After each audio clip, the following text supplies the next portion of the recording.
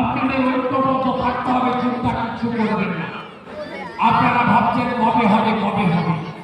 আমি বলছি আমরা বড় ভাই দায়িত্ব অনেক। আমাদের ভারতবর্ষ অনেক বড় শক্তিশালী দেশ। এরা আঁচড় দিচ্ছে, এরা কামড়াচ্ছে, এরা ঢিল ছুটে দেখছে। আমরা কিন্তু আমাদের বিএসএফ সরকার ধৈর্যের পরীক্ষা দিচ্ছে। কেন জানেন? ওপারে একটা অবৈধ সরকার তৈরি হয়েছে।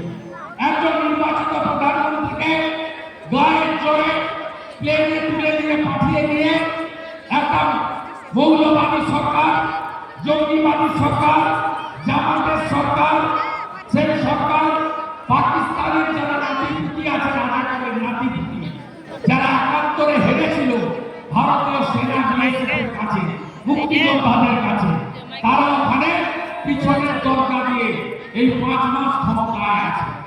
তারা ওখানে সরকার চালাতে পারছে না।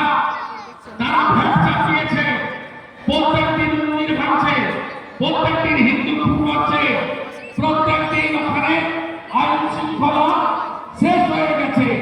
তাই যুদ্ধের জিগির তুলে এবং বর্ডার এলাকাতে উত্তেজনা সৃষ্টি করে এই মোল্লা ইউনূস, সুৎখর ইউনূস, তিনি দেশপ্রেমের জিগির তুলে টিকে থাকতে চান।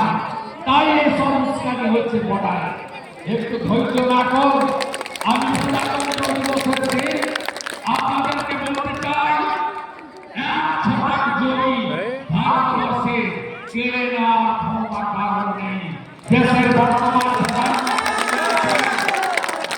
তিনি G20-তে নেতৃত্ব দিয়েছেন, যিনি যাকে অস্ট্রেলিয়ার প্রধানমন্ত্রী বলেন মিস্টার বস, যাকে ভেনেজুয়েলার প্রধান রাষ্ট্রপতি বিমানবন্দরে প্রণাম করেন সবার সামনে। সাংবাদিকরা যখন জিজ্ঞেস করে যে আপনি প্রণাম করলেন কেন, প্রটোকল ভেঙে, বলল এই লোকটা কোভিডের সময় নিজের দেশের লোককে কোভিডের ভ্যাকসিন দেওয়ার পরে ৫৫টা গরিব দেশে বিনামূল্যে ভ্যাকসিন দিয়েছে। তার নাম নরেন্দ্র দামোদর দাস। আজকে প্রধানমন্ত্রী দিবসের যে প্যারেড দেখেছেন তো, ভারতবর্ষের রাষ্ট্রপতি মহোদয়ের নেতৃত্বে, সিঙ্গাপুরের প্রেসিডেন্টের উপস্থিতিতে, আমাদের দেশের উপরাষ্ট্রপতি, প্রধানমন্ত্রীর উপস্থিতিতে দেখেছেন বিমান বাহিনীর কসরত, দেখেছেন F-16, দেখেছেন মিগ, দেখেছেন জাগুয়ার, ত্রিশূল তৈরি করেছে আকাশে, দেখেছেন রাফেল উঠতে, দেখেছেন তো। আমি গাড়িতে আস্তে আস্তে কৃষ্ণনগর থেকে দেখতে এসেছি। ভারতবর্ষ সামরিক শক্তিতে আজ অনেক উপরে।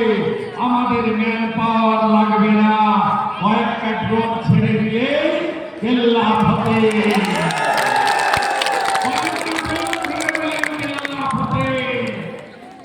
আপনাদের আমরা হুঁশিয়ার করে দিয়ে যেতে চাই, জঙ্গি মুক্ত, মৌলবাদী মুক্ত পশ্চিমবঙ্গ আমরা গড়বই।